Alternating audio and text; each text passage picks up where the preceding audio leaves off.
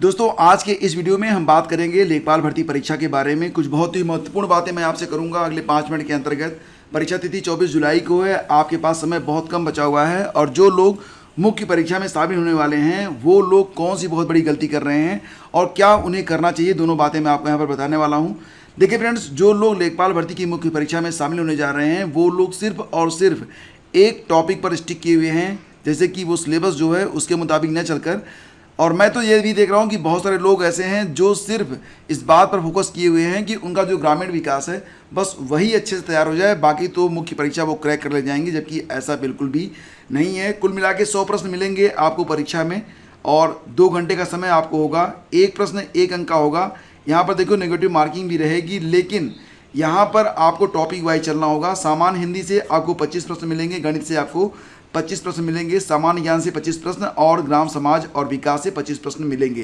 तो यहाँ पर मैं देख रहा हूँ कि बहुत सारे लोग सिर्फ ग्राम विकास और समाज पर फोकस किए हुए हैं।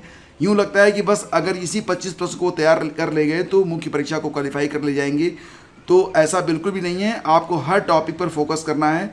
सामान्य हिंदी, गणित और सामान्य ज्ञान, इन सबको साथ लेकर आपको चलना होगा। और इसके लिए सबसे इम्पॉर्टेंट ये है कि एक निश्चित समय सारणी के मुताबिक आप चलें और हर टॉपिक पर अपना जो है बैलेंस वो बनाए रखिए।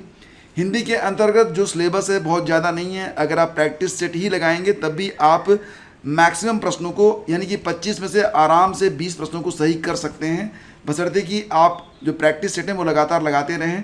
यहाँ पर जो सिलेबस है बहुत ही लिमिटेड है, ज़्यादा सिलेबस भी नहीं है और इसके लिए आपको बहुत अधिक तैयारी भी नहीं करनी है। यहाँ पर आप देख सकते हैं।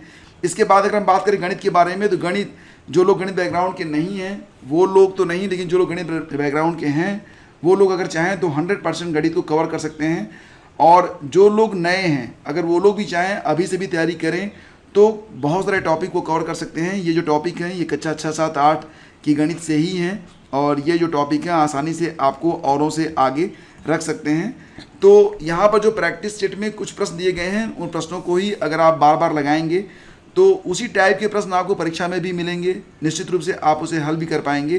तो मैं यहाँ पर ये नहीं कह रहा हूँ कि अब आप बिल्कुल बेसिक से स्टार्ट करिए, कक्षा 6, 7, 8 की किताबें ले आइए, वैसा नहीं है।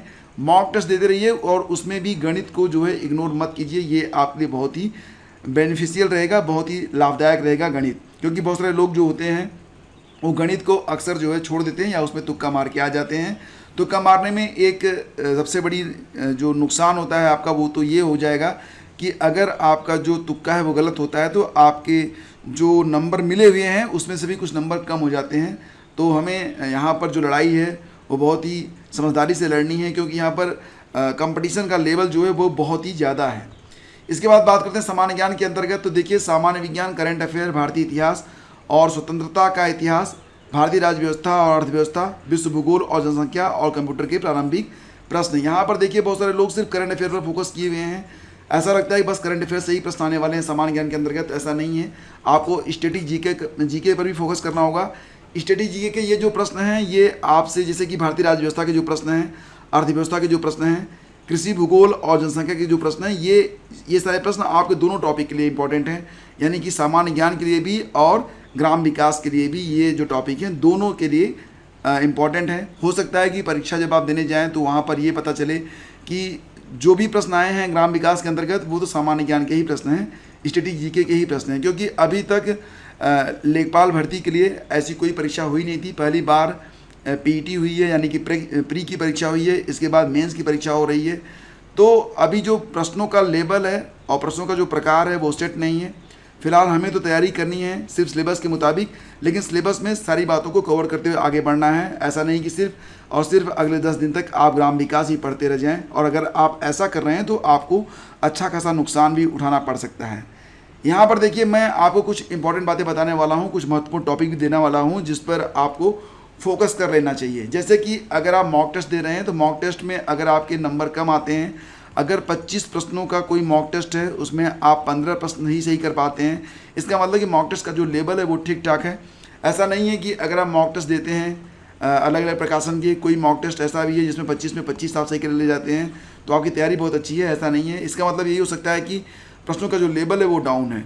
तो अच्छे प्रश्नों का अगर प्रैक्टिस सेट है तो उसमें निश्चित रूप से आपके जो अंक होंगे कम आएंगे। यहाँ पर देखिए, मैं कहना चाहूँगा कि बाकी के जो 10 प्रश्न आप गलत करके आए हैं वो अगली बार गलत ना होने पाए। और जो प्रश्न आप गलत करके आए हैं, जब उसका सही उत्तर आपको पता चले, उसे अपने नोटबुक में आप नोट कर लीजिए, उसको रिपीट करते रहिए, ताकि अगली बार जब परीक्षा में आए तो उसको भी आप गलत न करें। और सिर्फ पूरा का पूरा जो सिलेबस है उसको कवर करिए, सिर्फ एक टॉपिक पर न रहिए।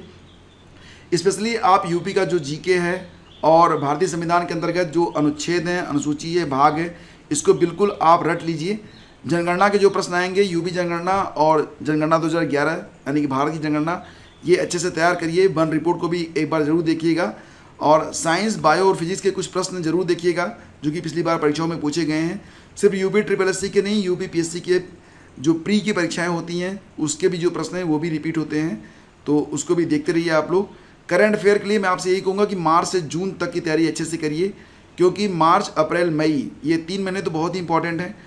जून में परीक्षा होनी थी, अब जून से जुलाई में गई है, तो पता नहीं पेपर पहले बन चुका था क्या या बना है नया, तो जून में संदेह है। लेकिन जून को भी आप पढ़ के चलिए, संदेह में नहीं रहना है। और कुल मिला के जो 25 प्रश्न ही हैं, तो ऐसा नहीं कि 25 के 25 प्रश्न सिर्फ करंट से आ जाएंगे, तो ऐसा भी नहीं है कि हमको पूरे एक साल का जो करंट है बस वही याद करने में रह जाए, बाकी के टॉपिक छोड़ दें, ऐसा भी उचित नहीं है। तो बस 4 महीने का पढ़ लीजिए, वो भी इंपॉर्टेंट।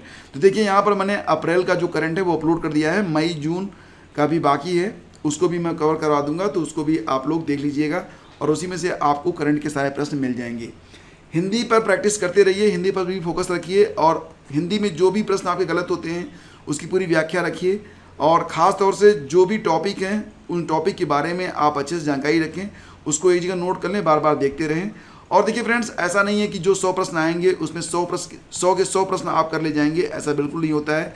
कुछ प्रश्न बहुत ही हार्ड लेवल के रखे जाते हैं, और वो इसलिए रखे जाते हैं कि उनको कुछ अच्छे बच्चे ही कर पाएंगे। तो ऐसा नहीं है कि सभी प्रश्न आपके आते रहें और सबकी 100% तैयारी आप कर ले जाएंगे, ऐसा तो पॉसिबल नहीं होता है। जो लोग IAS की परीक्षा में टॉप करते हैं, अगर आप उनसे भी पूछेंगे कि क्या आपकी तैयारी 100% थी, तो ऐसा बिल्कुल नहीं होता है। बहुत सारे लोग आपसे यही कहेंगे कि तैयारी चल रही थी, लास्ट मोमेंट में घबराहट थी, परीक्षा में गए थे बैठकर जब बाहर आए तो यूँ लग रहा था कि पता नहीं क्या होगा, लेकिन वही लोग बाद में टॉपर तक बन जाते हैं। तो अगर आप रेगुलर प्रैक्टिस कर रहे हैं, मेहनत कर रहे हैं, तैयारी आपकी पूरी नहीं भी होती तब भी आप बेस्ट करके ही आएंगे, क्योंकि ऐसी ही हालत सबकी होती है। तो जो बहुत ही टफ प्रश्न होते हैं उस पर बहुत ज़्यादा दिमाग लगाने की जरूरत नहीं है, वहाँ पर सबकी हालत एक जैसी होती है, तुक्का ही लगा कर सब आते हैं, आपको भी तुक्का लगा के आ जाना है। लेकिन जो आसान प्रश्न है उसमें गलती न होने पाए।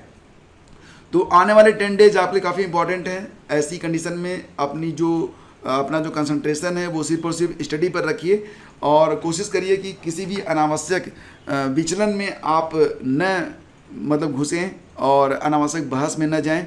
सोशल मीडिया पर जाना थोड़ा सा कम कर दीजिए, ज़रूरी है तो थोड़ा सा समय दे सकते हैं। ऐसा नहीं कि बस एक बार एक रील्स को ब्राउज़ करना शुरू कर दिया तो 2 घंटे रील्स ही ब्राउज़ करते रह के। देखिए ये समय है, और अगर आप इसे जाया करेंगे तो इसकी कीमत भी आपको ही चुकानी पड़ेगी, कोई और इसकी कीमत नहीं चुकाएगा। तो जो कुछ भी है सो आपके लिए है, और इसकी कीमत भी आपको ही देनी है। तो फ्रेंड्स, चलते चलते आपसे बस यही कहना चाहूँगा कि 100% तैयारी किसी की भी पॉसिबल नहीं है, और जो प्रश्नों की प्रकृति है उसके बारे में हमें पता होता है, लेकिन कौन से प्रश्न पूछ लिए जाएंगे इसके बारे में हमें पता नहीं होता है। हो सकता है कि आप जनगणना के बारे में सभी प्रश्नों को तैयार करके जाएं जो कि बार बार पूछे गए हैं, लेकिन कोई एक ऐसा और सरल सा लगने वाला प्रश्न परीक्षा में आ जाए जिसके बारे में आपने कभी फोकस ही नहीं किया। तो ऐसा कुछ नहीं, हर टॉपिक में ऐसे प्रश्न होते हैं जिस पर हम इग्नोर करते हैं और बाद में वो प्रश्न आ भी सकते हैं। तो 100% तो कोई भी बंदा जो है तैयार नहीं होता है। तो यहाँ पर हमको प्रश्नों की प्रकृति के मुताबिक तैयारी करना है, जो भी प्रश्न आएंगे उसको परीक्षा में फेस करेंगे अपने उस समय जो तत्काल बुद्धि होती है उसके मुताबिक। तो फ्रेंड्स, बस यही है। और अगर आप टॉपिक वाइज स्टडी कर रहे हैं तो इसको नहीं, पूरा का पूरा सिलेबस देखिए और पूरे के पूरे सिलेबस को कवर करने का प्रयास करिए। लास्ट मोमेंट में सिर्फ और सिर्फ जितना प्रैक्टिस सेट लगा सकते हैं उतना प्रैक्टिस सेट लगाइए, ये तैयारी आपकी काफ़ी काम आएगी। तो आप सभी को बेस्ट ऑफ लक है, आप सभी का चयन जरूर हो, यही मैं प्रार्थना करता हूँ। हैव ए ग्रेट डे, जय Hind. Please do like and share.